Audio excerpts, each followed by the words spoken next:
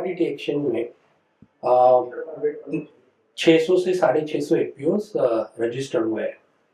तो उनको regular training दिया जाता है। उनको कौन से कमोडिटीज़ में वायदा बाजार चल रहा है उनके बारे में पता है। तो और वायदा बाजार में जब बात होती है तो उनको फ्यूचर प्राइस का भी पता होता है।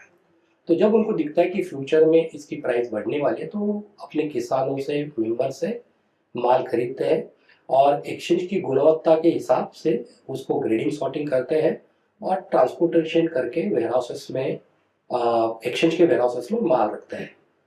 इसके लिए अगर आप देखेंगे तो सेबी के माध्यम से एफपीओ को ट्रांसपोर्टेशन एंड वेयरहाउसिंग के लिए कुछ सब्सिडी मिलती है।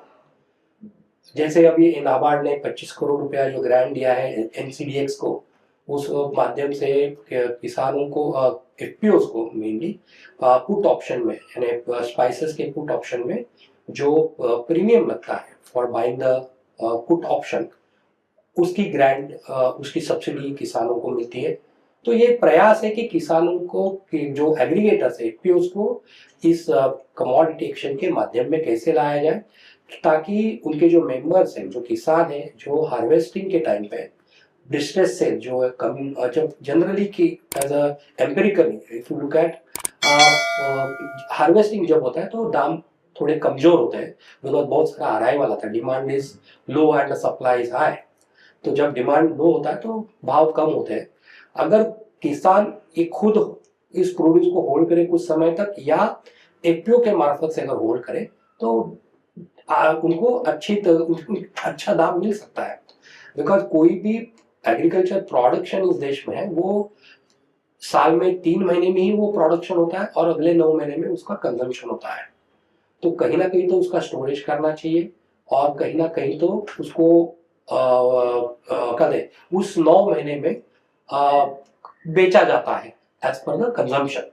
यानी जैसे मैं एग्जांपल दूं कि चने की अगर मात्रा, चने को monthly consumption is 8 to 9 lakhs, इसका मतलब है कि चना हमें हर महीने में 8 से 9 लाख मात्रा में मार्केट में होना चाहिए टन। तो ये जो 8-9 लाख है वो किसानों से भी आ सकता है, एफपीओ से भी आ सकता है, ट्रेडर से भी आ सकता है, प्रोसेसर से भी आ सकता है।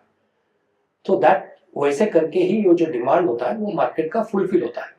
अगर किसान उपज करता है और किसान अगर उसको होल्ड करता है या एफपीओ के मार्फत से होल्ड करता है तो डेफिनेटली उनको हार्वेस्टिंग के बाद वाले समय में अच्छा दाम मिलेगा। बिकॉज दैट एम्पिरिकली अगर देखा जाएगा तो हार्वेस्टिंग में कमजोर भाव होते हैं और जैसे हार्वेस्टिंग खत्म होता है तो अल्टीमेटली थोड़े से भाव ऊपर जाना चालू होता है।